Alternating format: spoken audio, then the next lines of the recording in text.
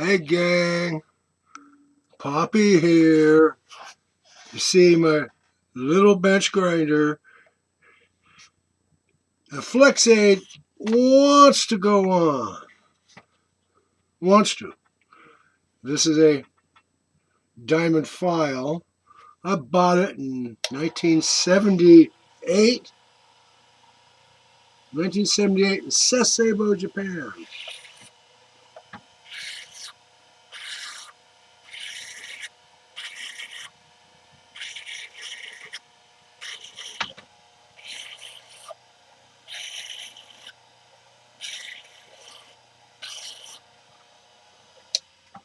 That enough?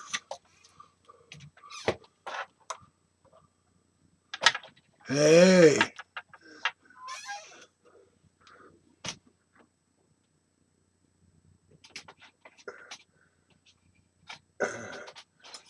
Put the other diamond file,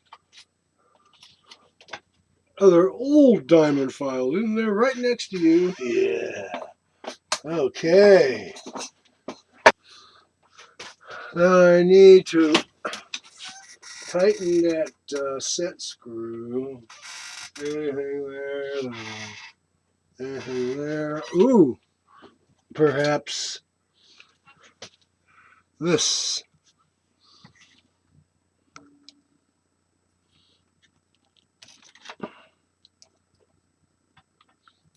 There.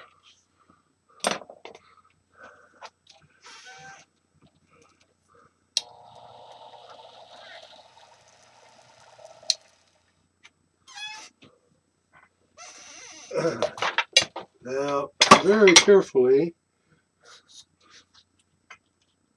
Ah. Yeah, you sit down there, baby. Hey.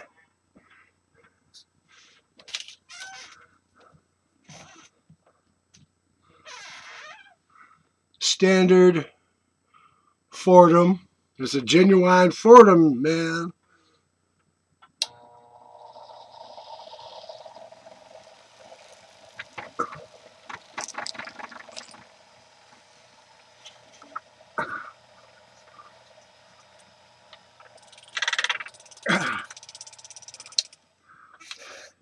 It goes on, trust me. There we go. It's a little bit crusty. The flexaide is a little bit crusty.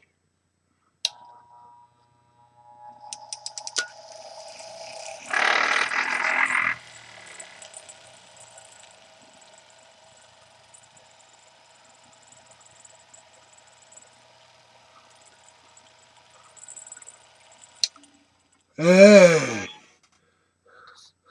All right. I like it. And to disconnect, all I gotta do is go.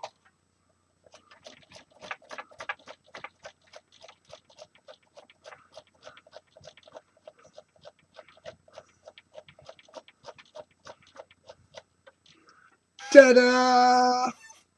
Now I can put this over here, out of the way, out of harm's way. Yeah. Okay.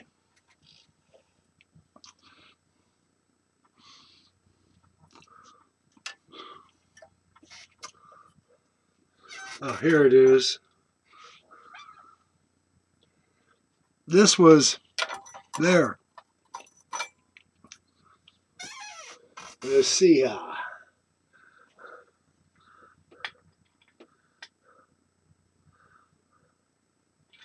Well, it seems like maybe it might accommodate. Let's see here. Yeah. Let's see here. Oh, damn you. Now, you go there. You go. Ta-da.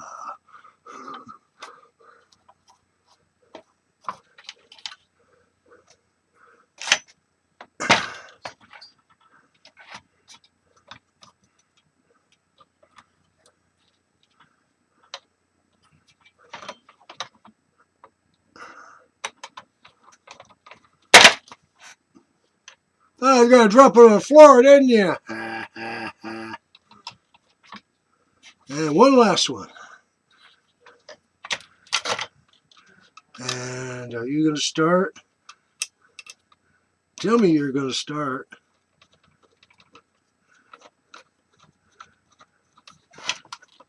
I said start, damn you. This illustrates why you don't want to tighten them all up before you get them all started. Yes, it does. Now, let's try this again.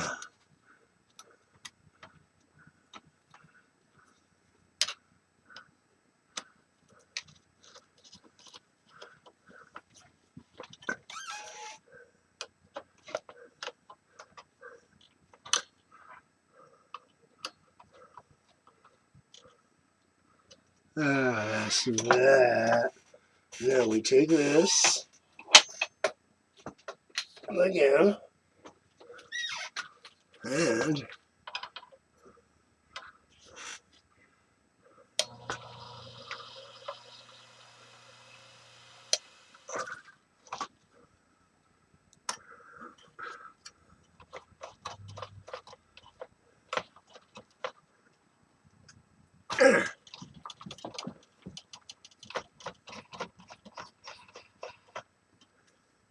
ooh,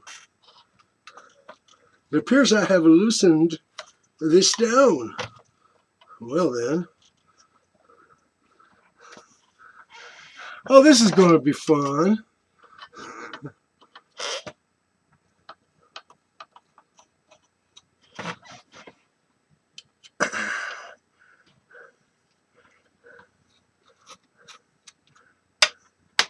I don't care about that screw.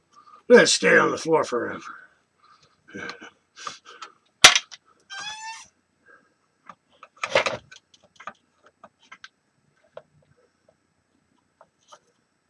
I am right here.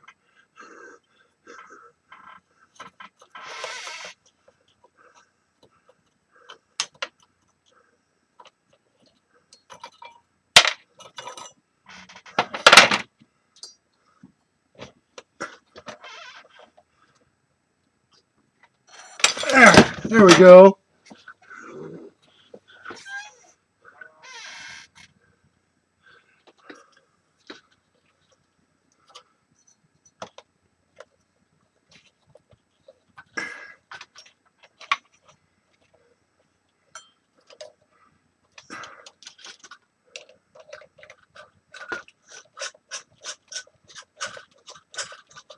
There we go. And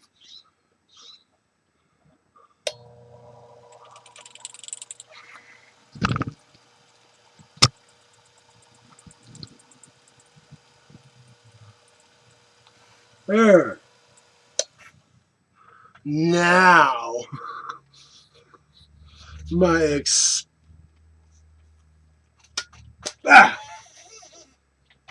my expensive Fordham hand pieces. There. Right here you are. Yeah.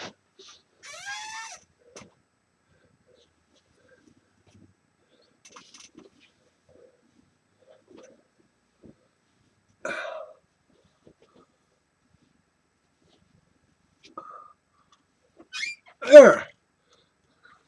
There we go.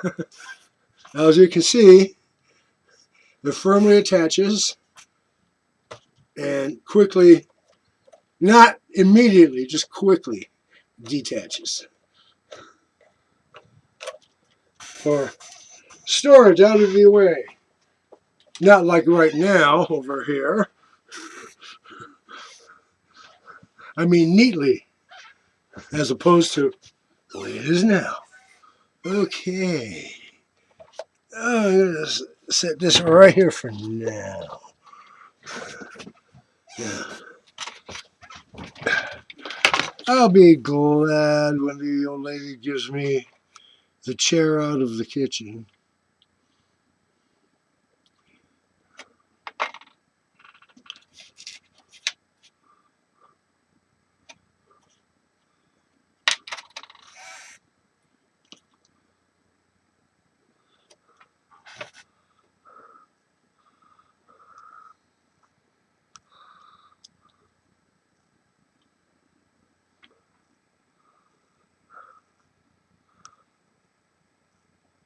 And you see the color there?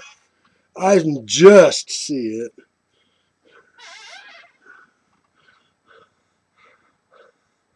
There's some nice, bigger than pin,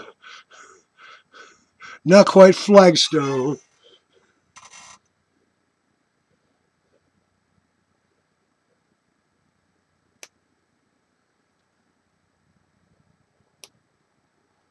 Okay. That's insane adhesive. All right. Now, since this will be safe, move this out of the way. These. You know. Ah!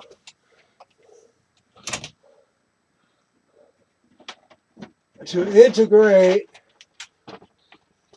This is miscellaneous. Too hard to empty out and find stuff. Places for it. Okay.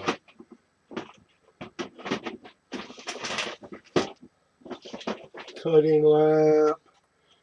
Diamond paste.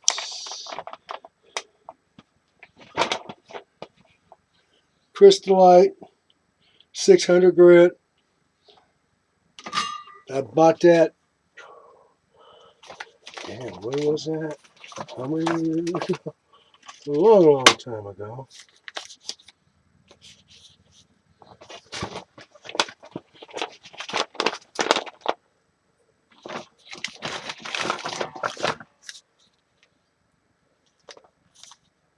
Okay. There are all my brand new cutting laps. You see,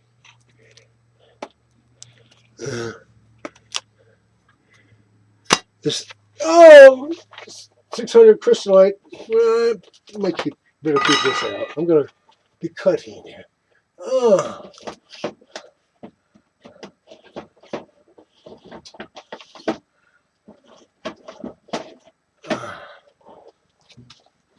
Okay, now, no!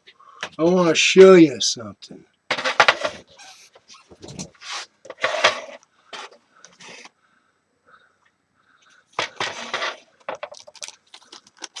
$240,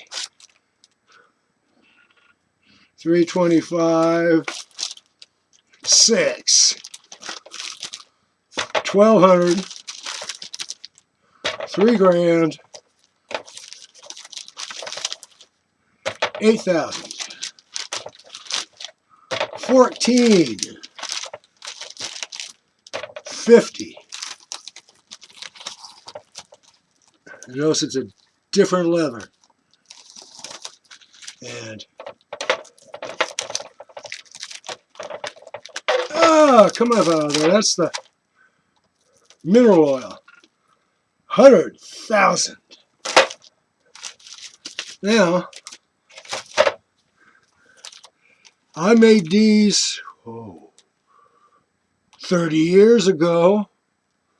30 years ago, I made this lap and all the others. You notice they're all bagged alone.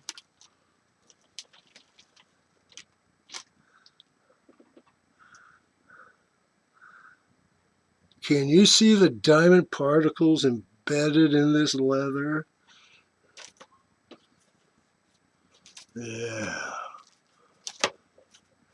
Now, I just learned of the existence of an even finer grit than 100,000. A company I was looking at the other night has 200,000 grit. I'm going to get me some of that. Okay. Oh! Polishing laps. Go in there. Hey!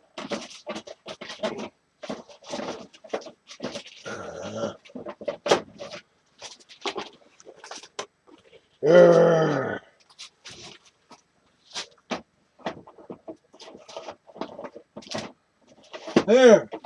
Sometimes I gotta jiggle. Okay. So I integrated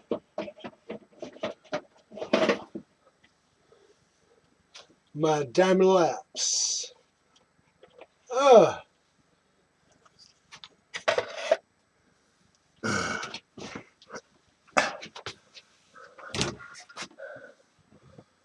um,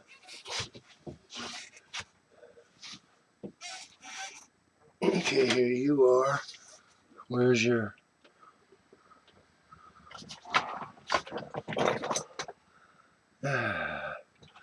down.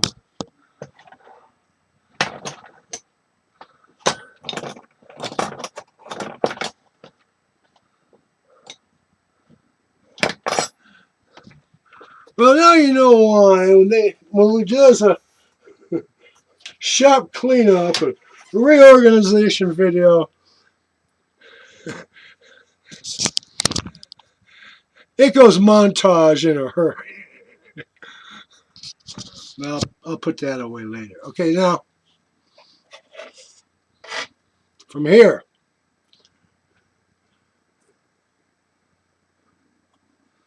all the way along here, except for these two, there's this. This is all diamond.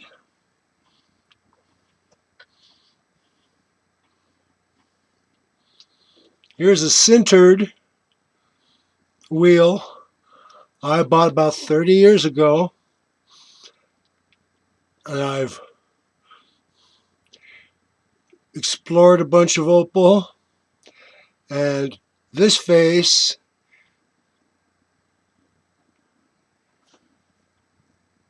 no, maybe not. Yes. Anyway, use this a lot. Centered, it's still a lot of meat there.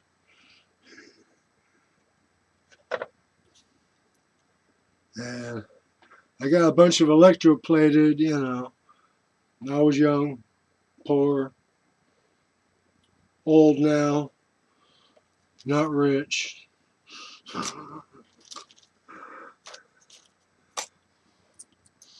Look at that. Centered. Yeah, got diamonds. Right? Oh!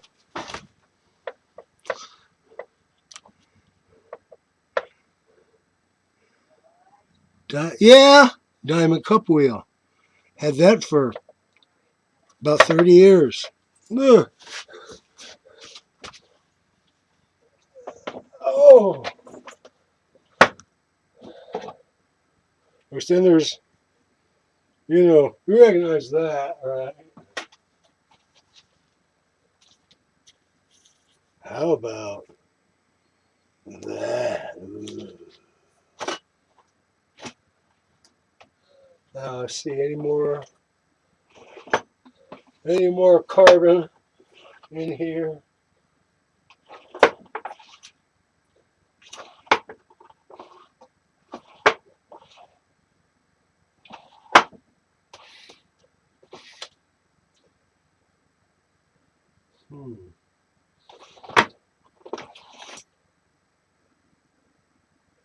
Okay, I'm still looking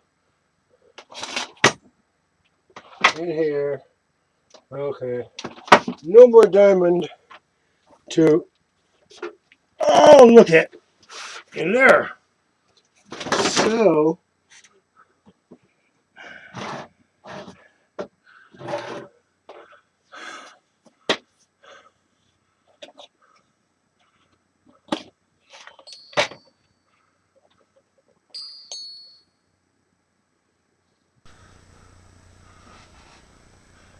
hey gang, Poppy here. Now I'm going to spare your eyes and go off camera. So, okay, this is a piece out of my first parcel of Wheelo. It's the one I got wet and dried out and soaked in acetone and dried out. Now I'm trying something else.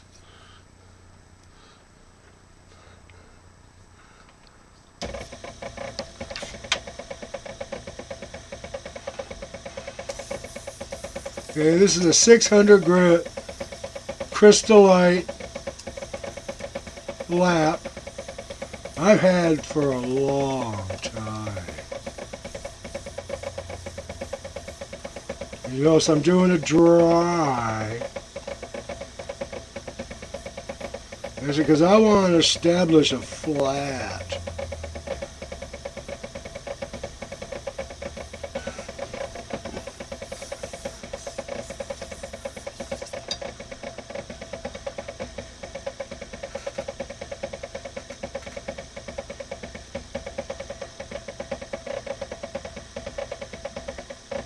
Okay, you probably can't see it, but I'm starting to get a flat.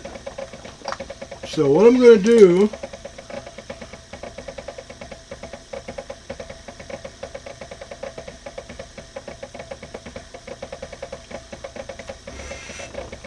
take the blue ink,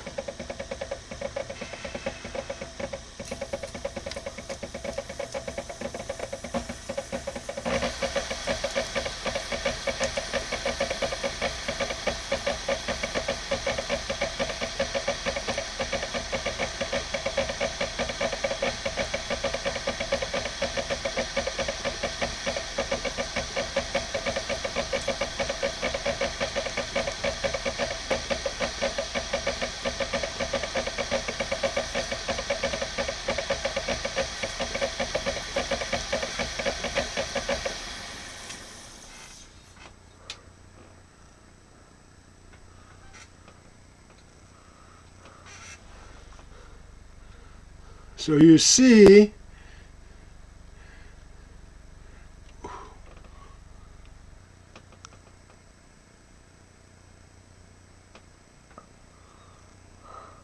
well, I guess the light isn't catching it right for you.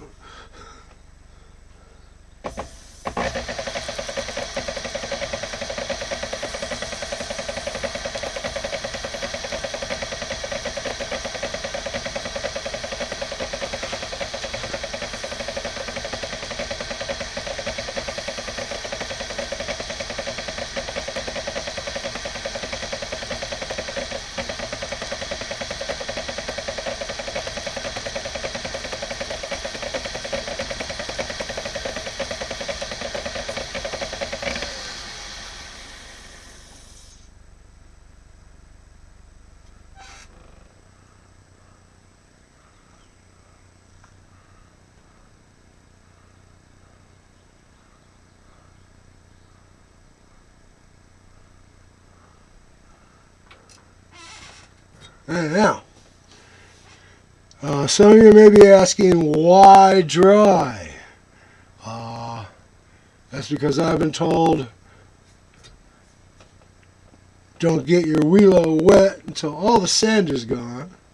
This one didn't crack when I got it wet, but now I'm actually trying to do something with it. Although it's an experiment, see what I'm doing?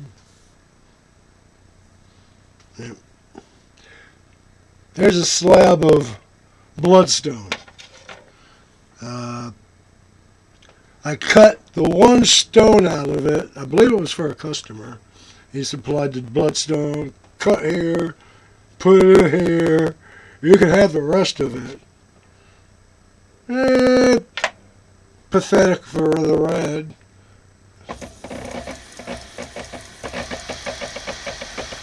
It's the wrong kind of green rock.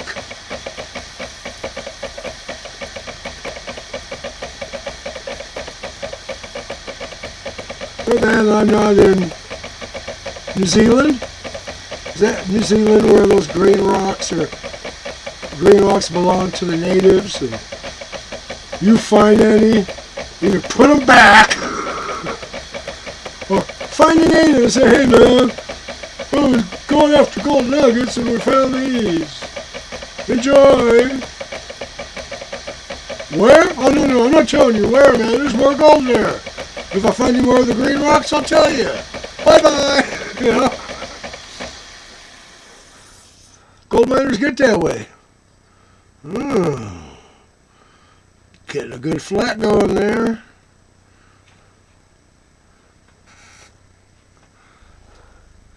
A little while longer. Oh, have a swig of my beverage. Yeah. Ah, the pause that refreshes.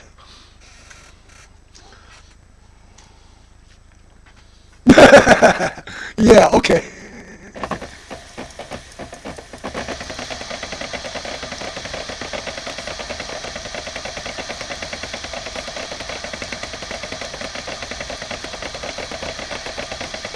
As you see, this is the proper procedure. I'm not supposed to, you know, back and forth.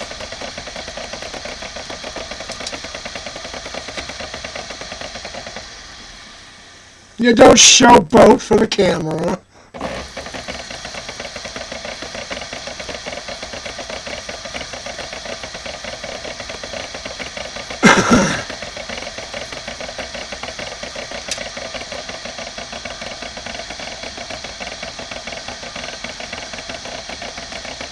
Where do you go?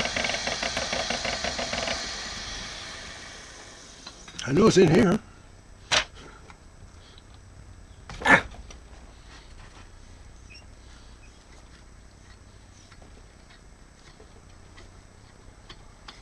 Come on.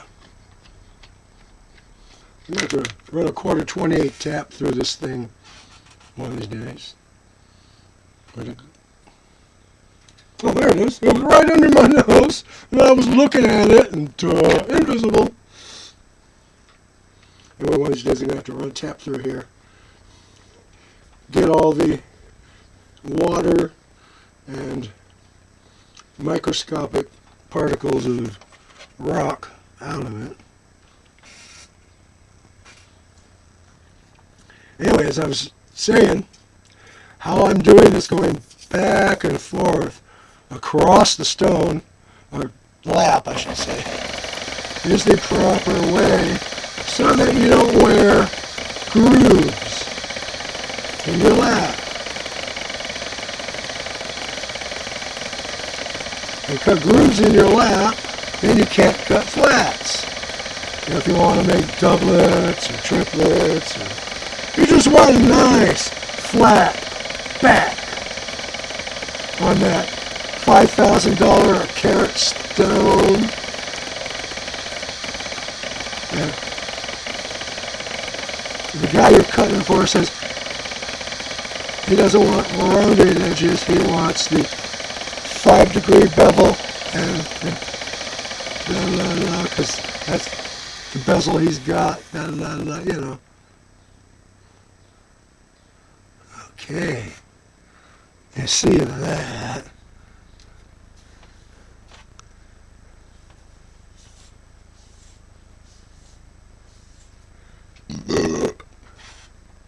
Yes, that is bad manners. Tonight it is.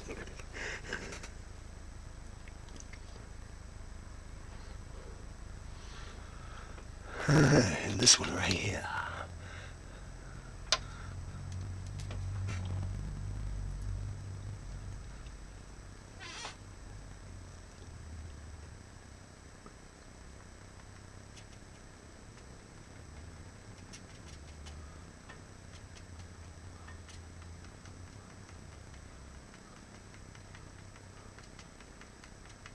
Put my insane adhesive in place. Take my piece of Wheelo.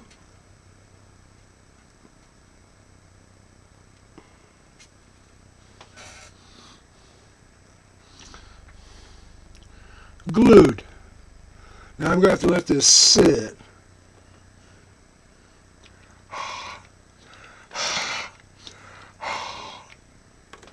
I got any baking soda out here?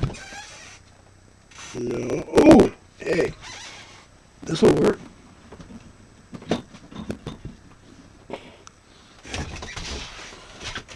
I'm not going to just get my hand in and grab a pitch. Ah, here we go.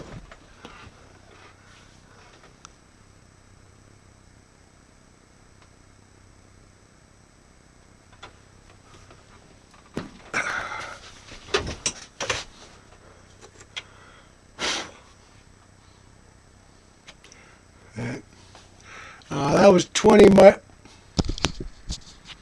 20 micron aluminum oxide blaster media.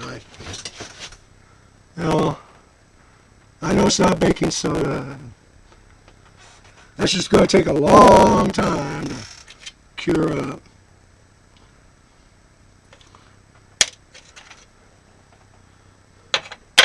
Well, since we're working dry,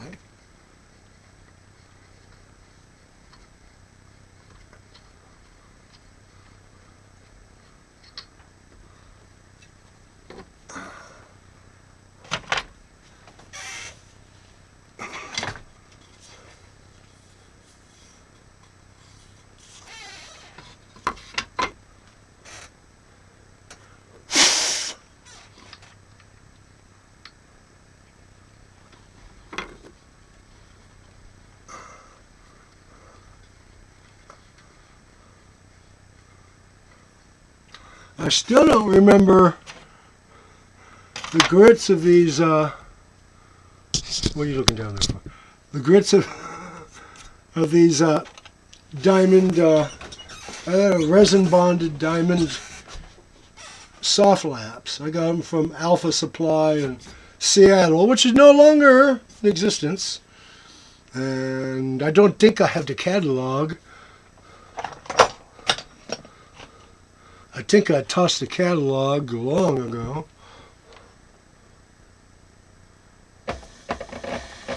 Anyway, I'll take this and give a little bit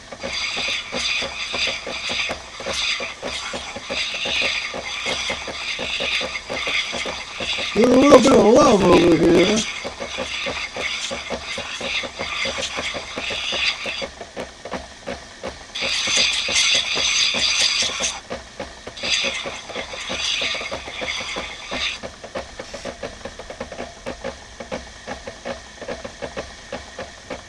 Yeah.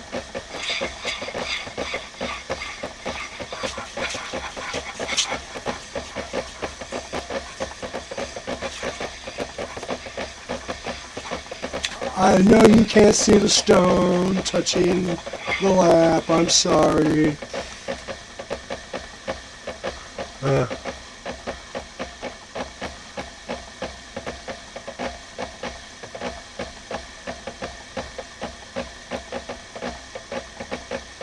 This is rounding nicely.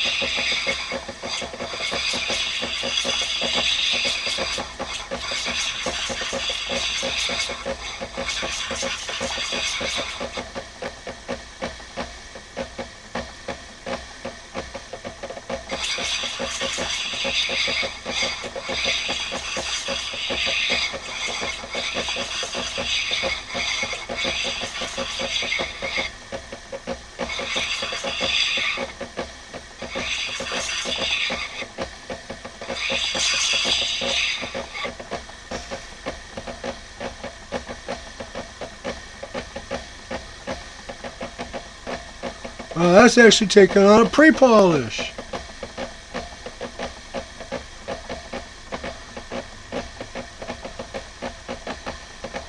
You still can't see the color in there.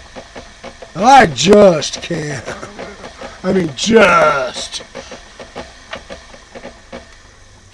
As in Buford T. Just. Yeah! Oh! My poor hips and knees. They scream. Hey, there's the brown. That's the blue. I had more of those. There's a light gray and white.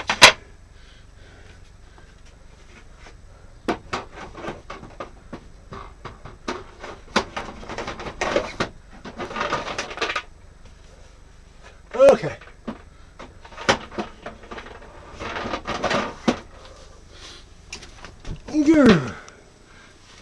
Well, like I said, I got these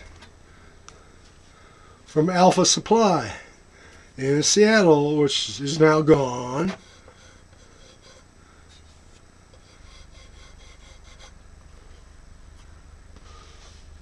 Here. White seems coarse, gray seems coarse, brown seems blue seems Okay, in my estimate, I've gotten as high as this will go, although I can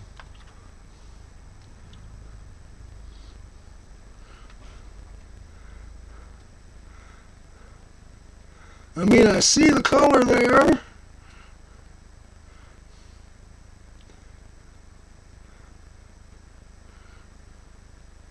That's right, Mr. Dillon, I see color there.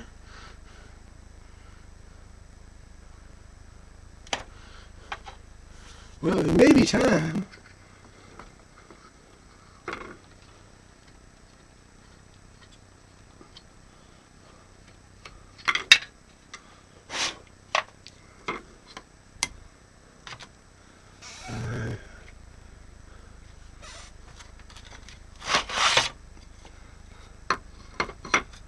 Master lap. Put them there. Move.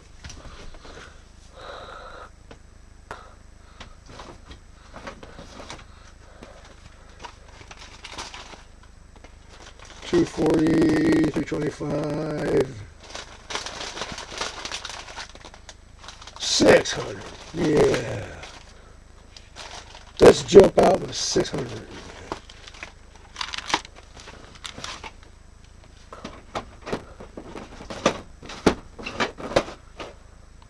No.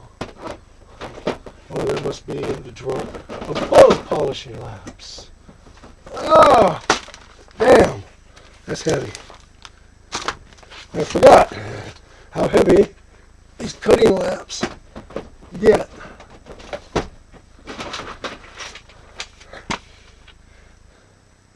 Yeah.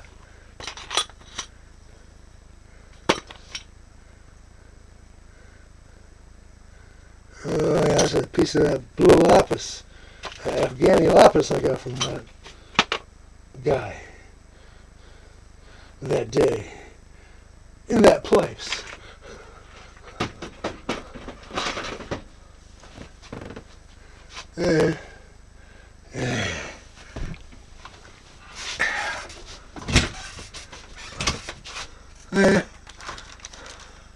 Now, my practice, as I have perfected it to work for me,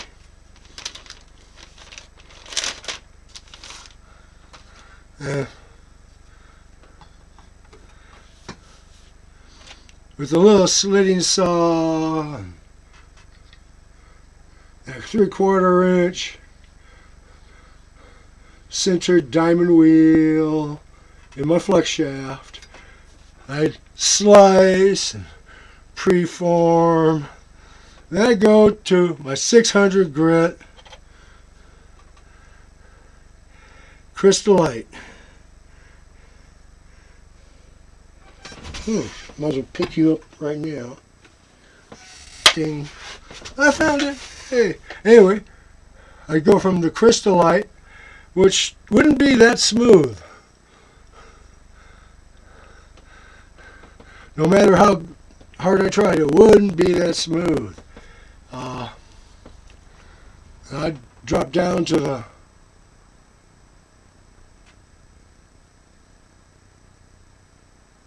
come on, damn you. There we go. This is heavy mineral oil. If you know anyone who has trouble going and he drinks mineral oil, this is that stuff. He or she drinks mineral oil, yeah, that's that stuff. Anyway, usually I'd go to, the 125 or the 320, but since this is really smooth,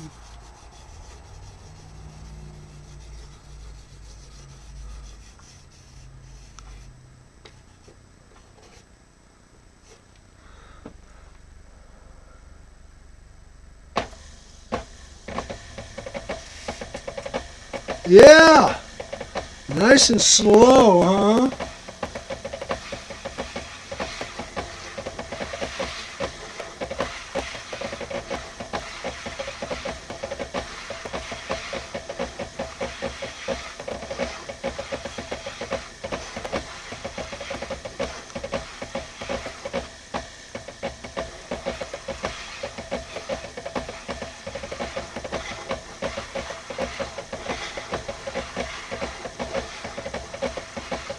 Now, I had, your traditional lapidary training in high school. There was a class called Applied Art. And Mr. Acosta, that was the teacher there, he taught lost wax casting, cabochon lapidary. There's a pottery wheel, pottery kiln, blah, blah, blah. But I was all about the wax. I was a magician, turning wax into silver.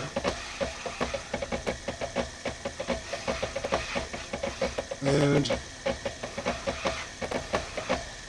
they had your basic 3-wheel, coarse, medium, fine, chamois with tin oxide, and over here, trim saw.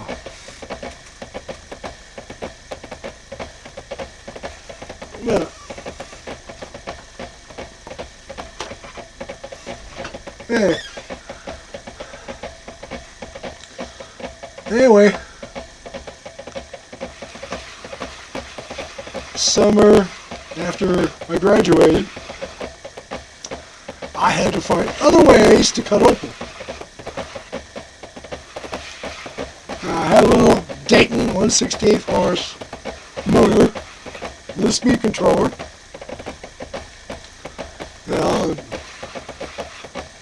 Two buffing spikes, or should I say tapered buffing wheel arbor. Like I said, buffing spikes.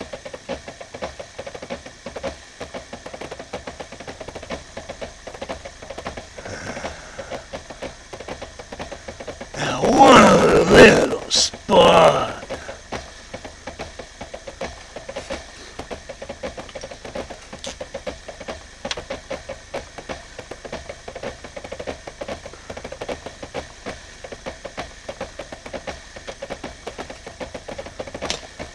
There's this one little itty bitty spot. I marked it. And if it wasn't there, I'd be happy. I'm going to have to sand it away.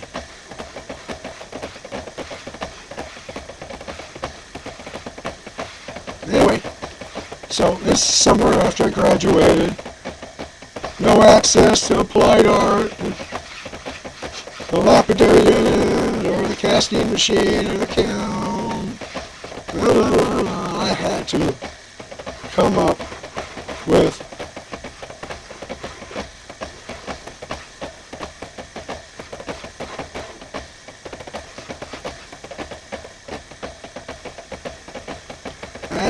another way to polish opal. So I had the little wheel, a little slicer, I had my flex shaft, and I had this Dayton 16th horse, and I had this red lens grinder's rouge. Now it's just like red jeweler's rouge, except it doesn't have all the wax and grease. It's this colloidal divided powder suspension. It feels greasy, you know. But it's perfectly dry, but it feels greasy. And it is all kinds of messy. I mean, this red lens grinders rouge, it gets everywhere. I mean, anyway, I put that on the side of my buffing wheel.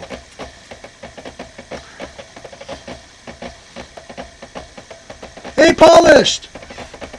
Well, I don't know why I wouldn't think it would polish. It was lens grinders rouge. Duh.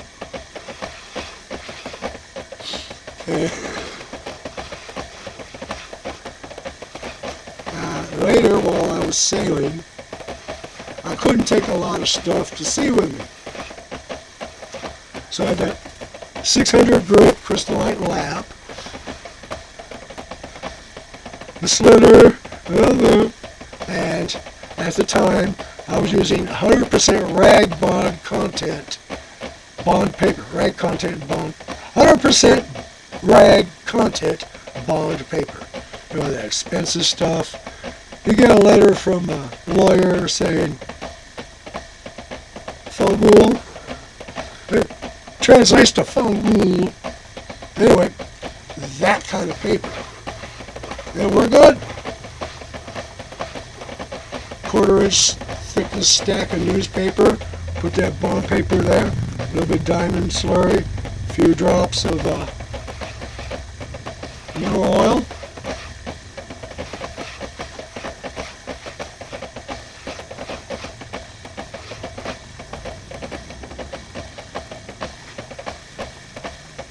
And when I came ashore,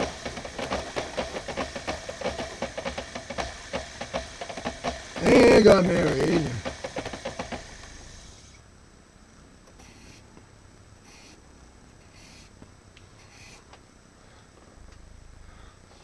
I had the stability of location where I could start setting up.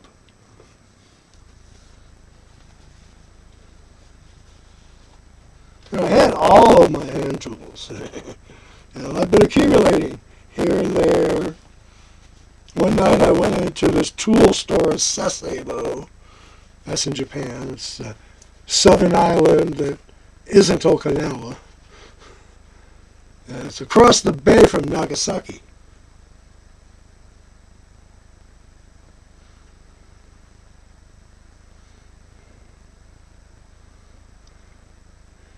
Yeah, that little sand speck is still there. Maybe. God damn.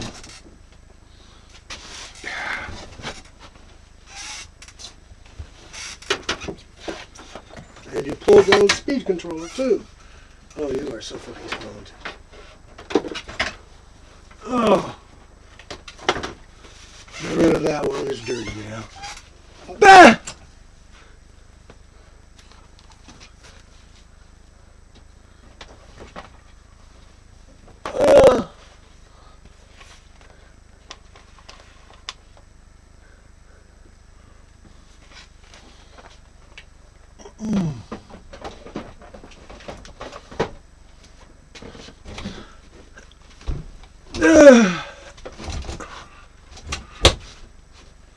Don't you come out. One of the wheels in this chair I'm sitting on.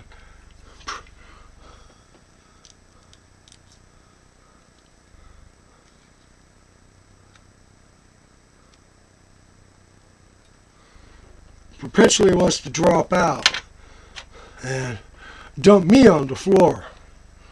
I was recording out here one night and I backed up, it came out, I fell down, did a bunch of damage I haven't rectified yet.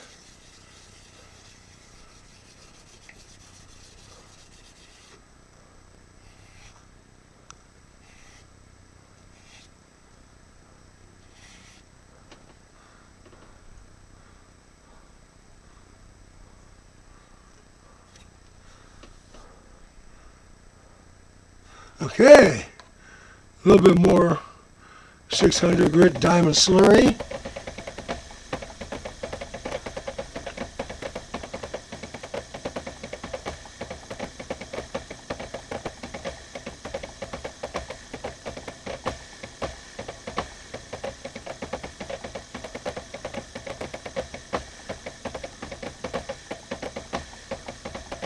There. Hey.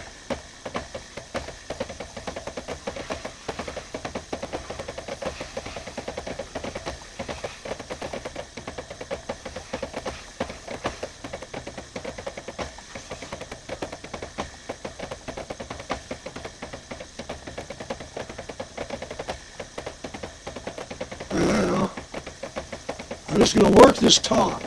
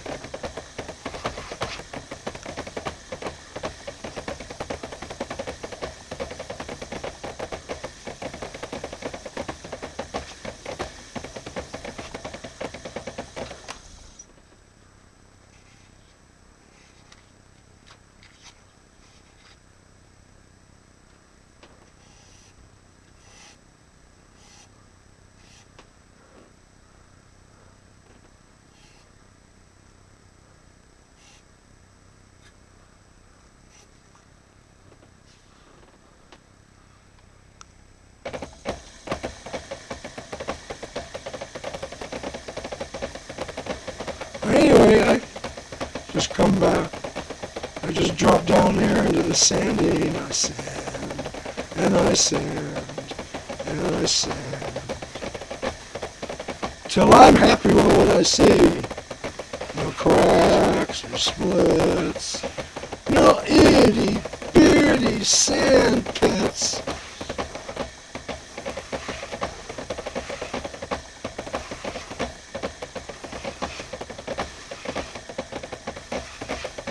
I mean, I understand what Justin Thomas feels when he runs into a sand pocket and it don't want to go away. The farther he goes in, the bigger it gets.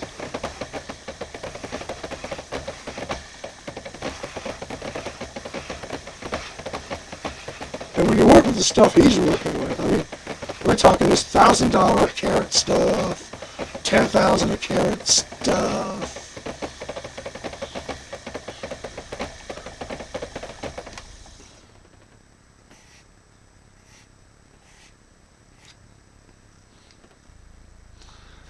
Okay, another piece of this, half a sheet of paper towel. There.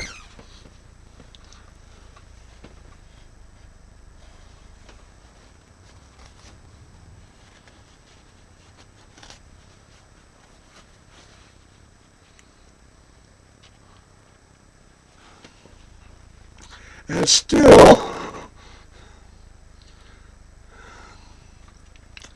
that damn little sand pocket is still there. But I've noticed as I'm sanding to get the little itty bitty sand speck out, the cotton over the color is getting thinner.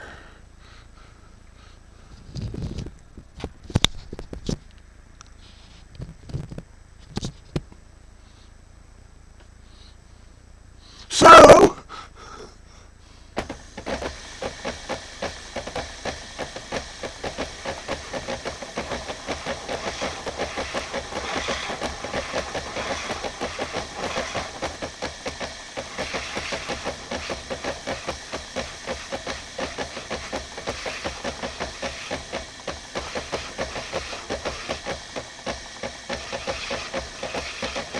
anyway, as I was telling you a video or two ago, yard sale, found this lapidary unit.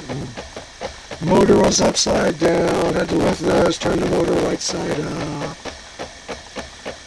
The fastening head was a joke. I mean, this whole thing was a badly executed fastening machine kit. Just finish up the parts and put her together. Poorly executed. And the fastening head, I mean, I paid $50 for this right here.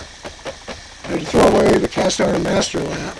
He was using it as an abrasive, as a cutting lap. It was dished. I don't think any of his facets ever lined up. And then the fastening machine, it was all bronze castings, really rough bronze castings. If you don't know what I'm talking about, and you know a machinist, ask him what the connotation of a rough casting. Anywhere from a half an inch, not enough metal where you want it, to 2 inches too much metal where you don't want it. Anyway, it was all sloppy and, I mean, loosey-goosey. There was no way this thing could have, been stable enough to cut a faceted stump. Now I got this whole unit here, made this, fixed that, added this plastic stuff here. Anyway, $50. A couple hours for putting my water drip system. Another couple hours for adapting this, get rid of the cast iron master lap. And he wanted $500 for the faceting head. No, absolutely not. And I am so glad that I had absolutely no intention at all of getting into faceting.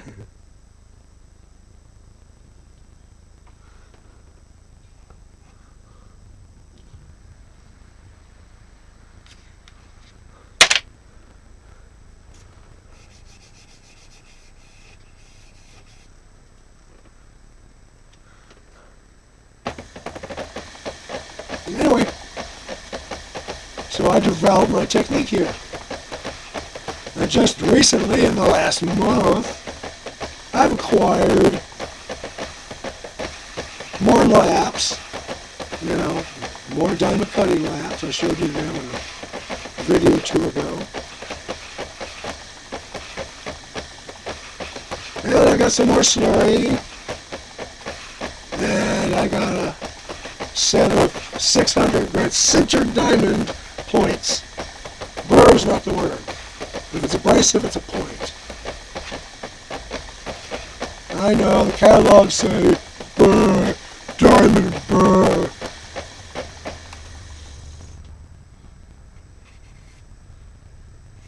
I don't know, maybe whoever writes those catalogs thinks Raymond Burr is the best actor ever lived.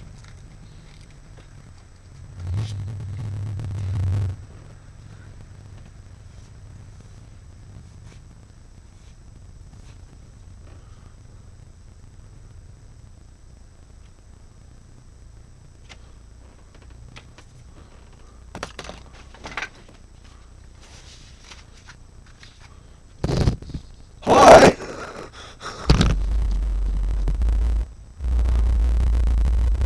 The hell's that?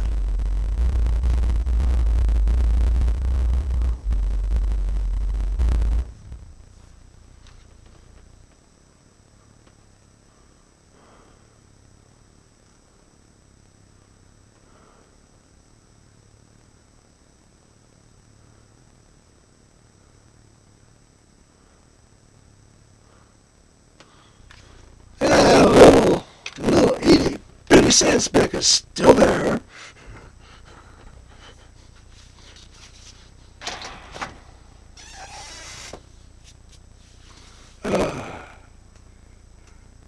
It's pointless to go up to a finer grit until I get it out.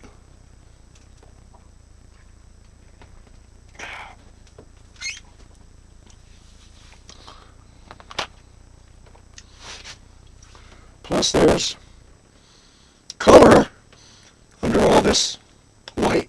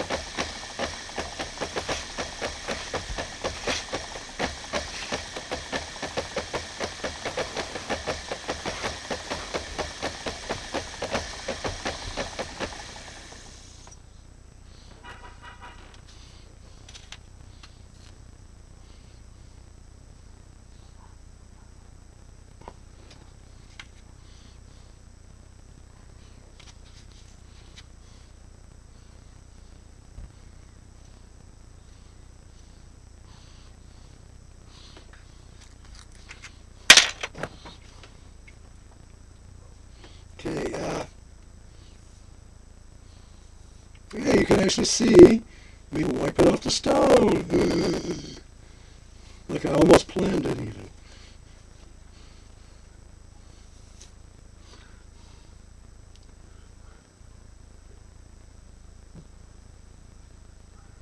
And it's almost out.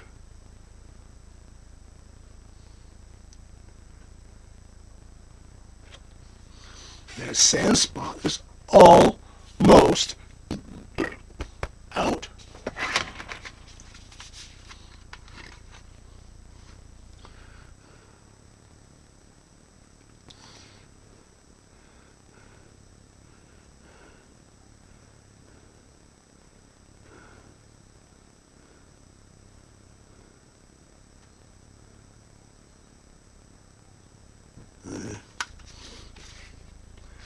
The white potch covering my color in areas it's, has some bubbles in it. Well, they're going to come out because this potch got to go.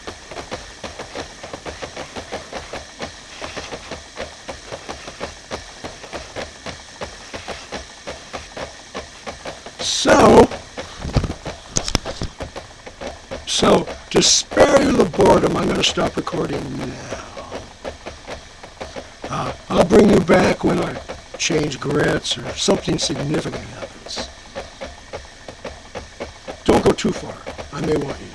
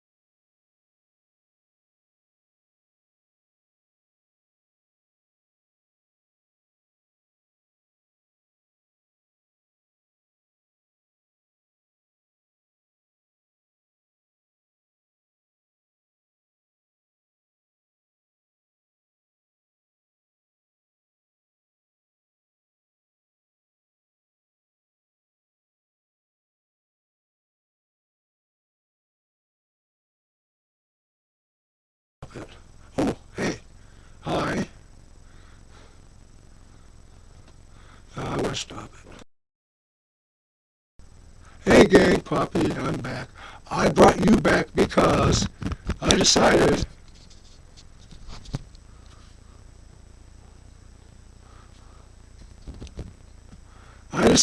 that sanding was going to take too long to get this white potch off the color. And since I've got a 3000, brand new 3000 grit diamond wrap,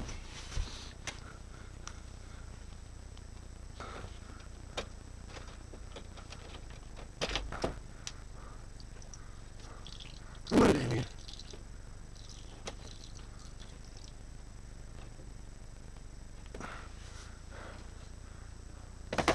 Anyway, since I got a brand new 3000 grit diamond lap, I'm gonna go after this potch on the top of my stone a little bit more aggressively here.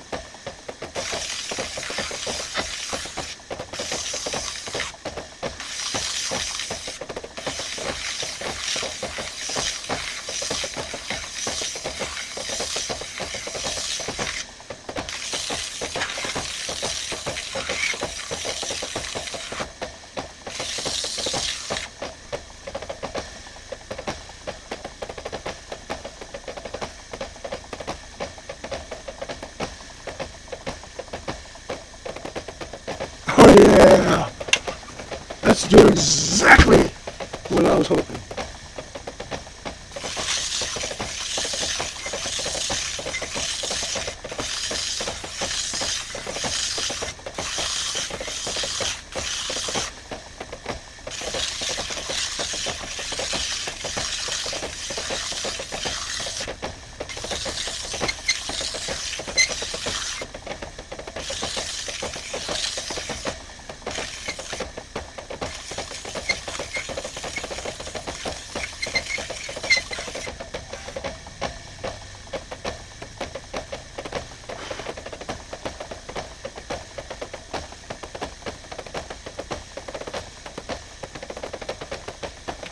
Yeah.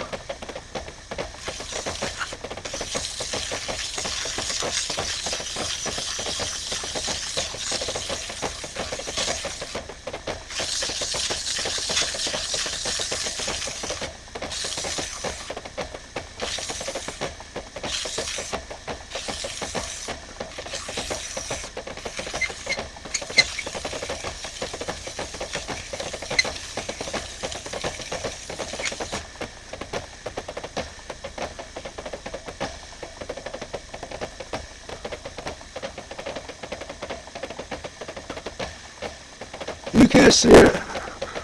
I can.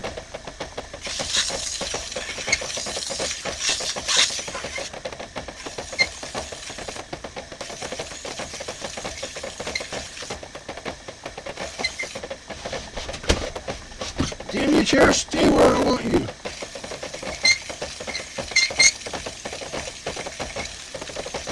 Well, if it stays in about a month or two, she's going to get another chair for the kitchen. And I can bring the kitchen, sit down and watch the food burn chair out here.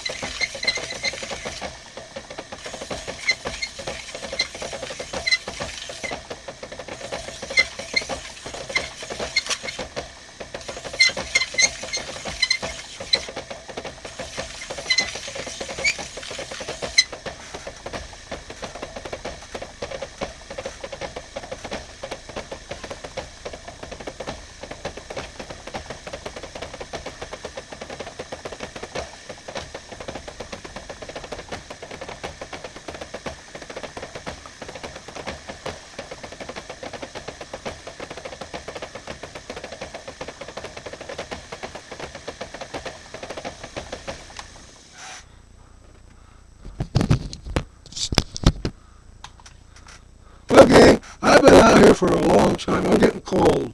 This is the coldest June I can ever remember. Good night from California. I'll show you this thing when it's done.